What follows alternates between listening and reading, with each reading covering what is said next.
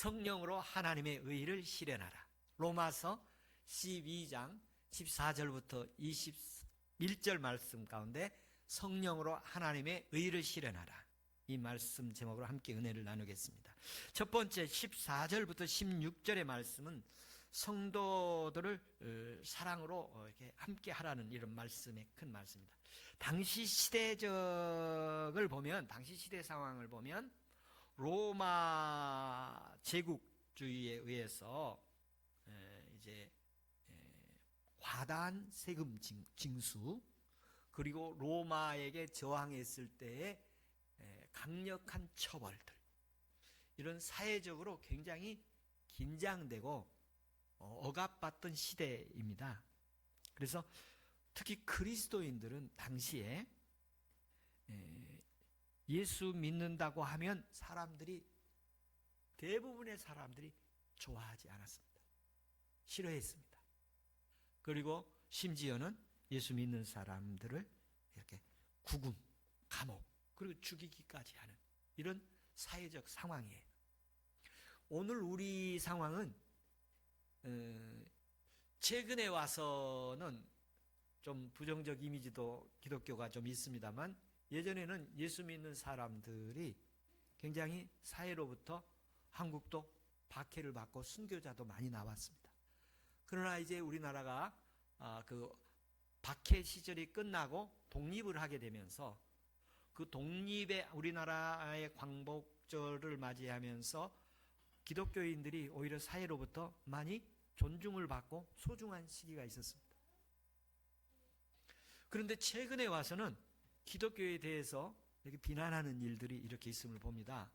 우리가 이렇게 전도하는 일들을 이렇게 경험하는데, 예전에 전도를 하면 사람들이 물티슈를 주거나 전도를 주면 이렇게 잘 받았어요.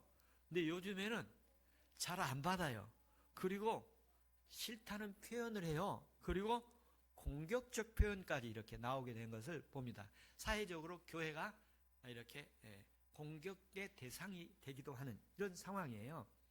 우리의 현실이 복음으로 살아가기에 이제 세상에 많은 유혹들도 있고 또 배타적인 모습도 이렇게 나타나고 있습니다만, 이런 사회 속에서 로마 교회의 로마가 그 제국주의 지배하던 그 시대, 그리고 오늘 우리 시대, 그럼 어떤 국가들은 독재 권력에 의해서 아직도 복음이 자유롭게 활동할 수 없는 그런 땅들도 있죠. 그런 것들을 이렇게 포괄적 그 내용들을 염두에 두고 오늘 말씀을 보면 그들을 축복하라고 말씀을 하십니다. 그들을 축복하라. 우리 속담에 사촌이 논을 사면 배가 아프다는 그런 말이 우리 정서에 이렇게 있는데, 우리나라 사람들이 다른 사람을 축복하고 잘 되는 것을 이렇게 좋아하고 또 나를 괴롭히는 사람을 축복한다는 게 쉽지 않은 일인데, 성경에서는 축복하라고 이렇게 말씀하십니다. 축복하는 저와 여러분들이 되기를 축복합니다. 두 번째로는 즐거워하라. 15절에 보면 즐거워하는 자들과 함께 즐거워하고 슬퍼하는 자들과 우는 자들과 함께 울라, 이렇게 표현을 합니다.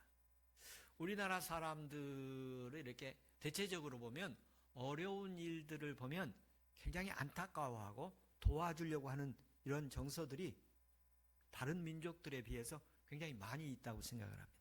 그걸 우리나라가 인정이 있고 정이 있는 민족이다, 그렇게 해서 세계인들이 굉장히 독특한 민족으로 좋은 이미지를 이렇게 주는 민족으로 보여지고 있습니다. 그래서 우리나라들이 이게 슬퍼하는 자들을 같이 슬퍼하는 그런 모습이 있는데, 앞으로 갈수록 그러나 이런 모습들이 약해질 수 있다는, 시대적 상황을 볼 때 더 약해질 수가 있어요. 어려운 일을 보면 우리가 그냥 지나가지 못한 사람들이었는데, 이제 어떤 현상이냐면 어려움을 만나면 그 어려움을 만난 사람들을 도와주는 게 이 선한 사마리아인들이 있잖아요. 선한 사마리아인이 그 강도 만나서 어려운 사람을 만나서 끝까지 도와주잖아요. 교회에 제가 이렇게 느낌을 보는데, 교회에서 이제 최근에 제가 느낀 것 가운데 하나가 뭐냐면, 세상에 저는 다 좋은 사람들로 알았어요. 그런데 성경에 보니까 모든 사람이 죄인이고, 그래서 모든 사람이 다 좋은 건 아니구나, 그렇게 봤는데 근본적으로 보면 모든 사람들이 나쁜 사람들이에요. 성경에 보니까 모든 사람이 죄인이라고 그랬으니까 모든 사람이 나쁜 사람들이에요. 근데 내가 그걸 잘 못 봤던 것 같아요. 모든 사람들이 나쁜 사람이에요. 근데 하나님의 은혜로, 또는 그가 각성을 해서, 또는 윤리 도덕적으로 이렇게 다듬어져서 좋은 사람이 되려고 노력들을 하고 있는 것이죠. 그 중에 어떤 사람은 괜찮은 사람도 있고, 어떤 사람은 좀 모자란 사람도 있고 그러겠죠. 근데 성경은 근본적으로 모든 사람들이 죄인이다, 이런 시각을 가지고 살아가야겠구나 하는 게 제 개인적인 이런 생각이 좀 들고요. 또 하나는 하나님께서 이 어려움을 당할 때 한 3가지 현상이 나타나는 것으로 경험되어집니다. 그 하나는 뭐냐면, 어려움을 만나니까 도와주는 사람이 있어요. 끝까지 도와주는 사람들이 있습니다. 제가 어려움을 겪을 때 교수님이 도와주시고, 또 친구 목사님들이 아주 끝까지 저를 도와주고 지지해주는, 그래서 나는 저를 이렇게 응원하면서 일어서게 만들어주시는 분들이 있었어요. 그런가 하면 비난하고 조롱하고 무시하고 이렇게 적대적 또는 외면하는 그런 모습이 있어요. 제가 그런 그 사람하고 이렇게 제가 악하게 또는 좋지 않게 헤어진 거 아닌데 다른 사람의 영향을 받아서 더 나쁘게 되어지는 그런 모습들도 경험을 해요. 그러니까 지지하면서 함께하는 사람이니까, 슬픔에 함께하는 사람, 어려움에 함께하는 사람이 있는가 하면 어려운데 어려움을 가중시키는 사람이 있고, 그 다음에 개의치 않은 사람, 전혀 슬프든 즐거우든 개의치 않아, 이렇게 중간적 자세를 취하는 사람, 이런 모습들을 보게 되어집니다. 아마 저만이 아니라 여러분들도 앞으로 어려운 일을 만나면 여러분을 도와주는 사람이 있는가 하면 어려움을 가중시키는 사람이 있고, 또 도와줄 줄 알았고 그랬던 사람인데 그냥 침묵을 지키는 사람도 있을 것입니다. 이것은 저뿐만 아니라 이 땅에서 어려움을 만날 때 모두가 겪을 수 있는 일들이겠다라는 생각을 하게 되었습니다. 그리고 즐거울 때 즐거워하는 거, 즐거울 때 좋아하는 게, 이것도 기뻐하고 축복하고 즐거우면 좋아하고 잘 됐으면 아주 기쁘고, 이런 일도 같이 표현을 하자는 것입니다. 오늘도 좋은 일이 있으면 표현하기를 바랍니다. 고맙다고도 표현하고 감사하다고도 표현하고, 아유 안 됐다 힘내라 이렇게 응원도 하고, 이런 즐거움을 함께 할 수 있기를 바랍니다.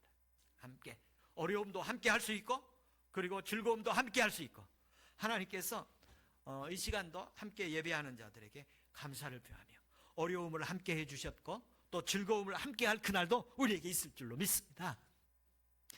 그 다음에 말씀은 서로 마음을 같이 하라. 이 마음을 같이 하라는 건데요, 마음 씀씀이를 의미합니다. 마음 씀씀이라는 말이 있잖아요. 마음을 썼다 그런데 마음을 같이 쓴 거예요. 마음을 같이 하는 거예요. 그래서 상대에게 위로와 격려, 기대와 소망, 이런 것을 갖는 거예요. 상대에 대해서 이 마음을 같이 한다는 것은 뭐냐면, 같이 응원하고 지지하고 기대하고 소망을 갖고 위로하고 격려한다는 거예요. 그럼 같이 하지 않는 것을 보면 그를 지적하고 또 비난하고 또 문제를 삼고 또 비난하는 일에 동조하고, 이런 일들로 이렇게 구분되어짐을 볼 수가 있습니다. 그런데 사도 바울은 로마 교회를 향해서 축복하라, 그리고 함께해라, 끝까지 함께해라, 그리고 서로 마음을 같이 해라. 특별히 여러분 가족들이 함께 살아가면서 가족들끼리 마음 하나 되시기를 바랍니다. 이게 가족들 간의 마음 하나 되기도 어렵고요, 부부도 마음이 하나 되기가 어렵고, 부모와 자식도 마음이 하나 되기 어렵고, 또 형제끼리도 마음 하나 되기가 어렵습니다. 그것이 우리의 현실이에요. 그런데 성경은 마음을 같이 하도록 힘쓰라, 마음을 같이 하라. 이 말씀이 우리가 감당해지고 이루어질 수 있기를 바랍니다.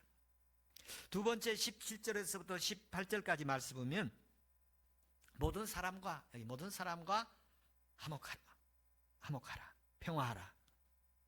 당시 사람들이 예수 믿으면 미워하고 예수 믿으면 죽이고 이런 긴장 시대예요. 근데 이제 거기에 이렇게 숨어서 모이기도 하고 또 어느 이제 로마 같은 경우는 이제 그 자유 시민들을 허용을 했기 때문에 이렇게 모임을 가질 수는 있었습니다만 나중에 박해도 받고 그러죠. 근데 그런 상황 속에서 이제 로마 법은 기독교적이지 아니죠. 비기독교적이에요. 그래서 그 그리스도인들에게 신앙의 자유가 없는 그런 황제 숭배를 해야 되고 그런 현장이죠. 그런 상황 속에서 어떻게 얘기를 말씀하고 있냐면 악으로 갚지 말라. 그렇게 말씀을 하고 있습니다. 악을 악으로 갚지 말라. 그러니까 악한 일을 당한 거예요. 그런데 그 악한 일 당한 것을 악으로 갚지 말라. 그리고 17절에 선한 일을 도모하라. 선한 일을 도모하라는 말은 선을 이루기 위해서 수단 방법을 지혜롭게 하라는 말입니다. 이 악한 자들로부터 악한 일을 당했는데 그 악한 일 당한 것을 슬기롭게 선한 일을 도모하기 위해서 이 선한 일은 하나님의 영광을 위해서 슬기롭게 잘 대처하라. 이런 의미입니다. 그리고 모든 사람과 더불어 화목하라. 그리스도인들이 긍정적으로 하나님의 영광을 위해서 살아가야 되는데 그런 하나님의 영광을 위해서 살아가는 일에 어떤 영향을 미치지 않도록 주의하라는 말씀입니다. 그럼 여기에서 문제가 우리 그리스도인들의 현실에서 생길 거예요. 뭐냐면 악한 자들이 나에게 불이익을 주고 또는 나를 괴롭히고 나에게 손해를 주고 나에게 억울하게 하는 일이 있을 때 그러면 그럴 때 지금 이 말씀을 보면 악으로 악을 갚지 말라, 선한 일을 도모해라, 그리고 모든 사람으로 더불어 평화롭게 지내라. 이제 외국 서양 사람들이 그런 이야기를 하지요. 그 원수 이렇게 둘이서 나쁜 일이 발생을 했어요. 그럴 때 헤어질 때 웃으면서 헤어지는. 이건 굉장히 좋은 기술이에요. 헤어질 때 웃으면서 헤어지면서 다시 보지 않는 거예요. 다시 상대하지 않는 거예요. 그런데 우리나라 사람들은 헤어질 때 원수를 맺고 헤어지죠. 두고 보자. 다시는 내가 너를 볼 일도 없을 것이다. 그렇게 헤어지는데 그건 우리가 성경적으로 슬기롭게 헤어질 수도 있고 또 악을 행하는 자의 슬기로운 대처가 필요하다. 이렇게 보여집니다. 그래서 그리스도인들은 그 다음에 그 부분을 더 이렇게 진전시켜서 말씀하고 계세요. 19절부터 21절 가면 원한을 갚는 것을 하나님의 진노에 맡겨라. 원수 갚는 것을 하나님께 맡기라. 그렇게 표현을 하고 계십니다. 그러면 때리는데 그냥 가만히 맞고 있으라는 거냐? 그런 거는 아니에요. 악을 갚지, 그런데 악을 악으로 갚지 말라고 그러지 그대로 그냥 당하고 있으라는 얘기는 아니에요. 악을 악하게 하지 마. 악한 방법으로 하지 말고 정당한 방법으로 선한 방법으로 대처하라는 것입니다. 그러면서 말씀하시기를 마지막 그 부분에서는 하나님의 심판이 진노가 있을 것이다. 악을 행하는 자는 여러분이나 저나 모든 사람에게 악을 행하는 것에서는 하나님이 심판을 하실 것이라는 말입니다. 그리고 두 번째 20절의 말씀에 보면 숯불을 그 머리에 쌓아 놓으리라. 우리가 악을 행하면 숯불을 하나씩 더 쌓는 거예요. 이건 구약 성경의 말씀들을 인용한 말씀입니다. 소돔 고모라 성이 불로 심판을 받았지 않습니까? 그래서 악을 행하는 자들의 마지막에 어디에 들어가느냐? 불구덩이에 들어가지 않습니까? 지옥불에 들어가지 않습니까? 이런 의미예요. 그리고 세 번째 마지막 말씀인데요. 악에게 지지 말아라. 악에게 지지 말아라. 그리고 선으로 악을 이기라. 이렇게 말씀을 하십니다. 그리스도인 안에서 합당한 삶을 살아가면서 악을 만날 때에 어떻게 대응할 것인가? 악하게 대응하지 말아라. 선하게 대응하고 선으로 악을 이기라. 악에게 치지 말아라. 이렇게 말씀을 하시고 계십니다. 하나님의 의의를 실현하기 위해서 오늘 교훈을 하시는 말씀인데, 이 축복을 하라. 너에게 모든 사람을 축복하라. 이렇게 말씀하시고, 즐거워하는 자들과 또 어려워하고 힘든 자들과 함께 해라. 그리고 마음을 언제나 서로 같이 나누라. 그리고 모든 사람들과 더불어 평화를 이루라. 그리고 선한 일을 해라. 선으로 악을 이기라. 악에게 지지 마라. 이런 말씀들을 제가 감당할 수 있을까? 근데 이 말씀을 좀 살펴보니까 예수님께서도 이렇게 말씀하셨어요. 산상수훈에 보면, 마태복음 산상수훈에 보면, 너희는 이렇게 살아라. 세상의 소금이 되어라. 세상의 빛이 되어라. 그러면서 거기서 예수님께서 이렇게 살라고 하신 말씀이 계속 쭉 나오는데, 그렇게 살아야 되겠는데, 그렇게 살고 싶지만 그렇게 사라지는 게 쉽지가 않는 거예요. 어떻게 해야 이 하나님의 말씀대로 살아갈 수 있을까? 그러니까 하나님의 의, 하나님의 나라를 어떻게 실현해 드릴 수 있을까? 하나님의 나라가 우리에게 오면, 하나님의 나라가 우리에게 들어오면, 하나님의 나라가 우리에게 임하면 이렇게 살 수 있습니다. 하나님의 나라가 우리 가운데 들어오면 원수를 축복할 수 있고, 선으로 악을 이길 수 있고, 악에게 지지 않고 선으로 믿음으로 악을 이길 수 있고, 하나님의 나라가 우리에게 들어온다는 말을 우리가 더 익숙한 표현으로 하면, 성령이 우리에게 임하면, 성령이 우리에게 충만하게 임하면 하나님의 모든 말씀을 감당해낼 수가 있습니다. 너희는 먼저 그의 나라와 그의 의를 구하라. 너희는 먼저 하나님의 나라를 구하라. 너희는 먼저 하나님의 나라를 추구하라. 하나님의 나라가 와야 하나님의 의가 실현되는 것입니다. 표면적이고 가시적이고 부분적이고 이런 것들은 하나님의 나라를 실현할 수 있는 것처럼 보일 수 있지만, 마음으로부터 우러나오는 하나님의 나라를 실현하기 위해서는 하나님의 나라가 우리에게 와야 됩니다. 하나님의 나라가 우리 심령에 강력하게 임하기를 바랍니다. 하나님의 나라가 임하지 아니하면 하나님의 나라를 전하는 게 아니라 악을 이루게 되는 일에 쓰임받게 됨을 보게 되어집니다. 예수 그리스도께서 이 하나님의 나라를 주시려고 우리에게 오셨죠. 그래서 금년표어가 천국 복음을 전하라. 천국 복음은 어떤 것이냐?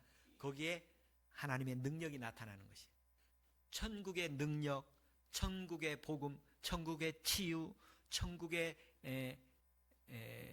그 영광, 천국의 은혜들이 나타나는 것이 천국 복음이에요.